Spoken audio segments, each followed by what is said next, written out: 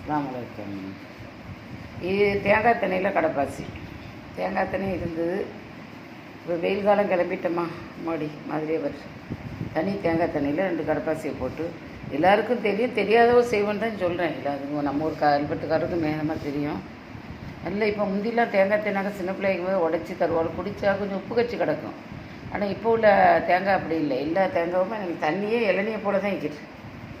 என்ன அன்றைக்கு கூட நான் சொன்னேன் பிள்ளைகள்கிட்ட, அப்போம்னா தேங்காய் தண்ணி ஒரு நேரத்தில் உப்புக்கிட்டு கடிச்சிக்கிட்டு கிடக்கும், ஒரு நேரத்தில் தான் இன்பமாய்க்கும் போது சொல்லுவாடியோ இளநீ குடித்தாப்புல இருப்போம் பெரிய ஆட்கள்லாம். இப்போ எப்பவும் உடைக்கிற தேங்காயும் இளநீ மாதிரி தான் இருக்குது.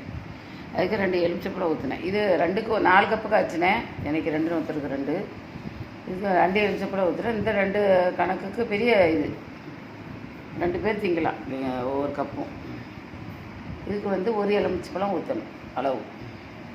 தேவையான அளவு சீனி. லைக் பண்ணுங்கள், ஷேர் பண்ணுங்கள், சப்ஸ்கிரைப். வெயில் காலத்துக்கு தேங்காய் தண்ணியெல்லாம் வேஸ்ட் பண்ணான்னு இப்போ உள்ள தேங்காய் தண்ணி எல்லாமே இளநீ மாதிரியே வருது. அஸ்ஸலாமு அலைக்கும்.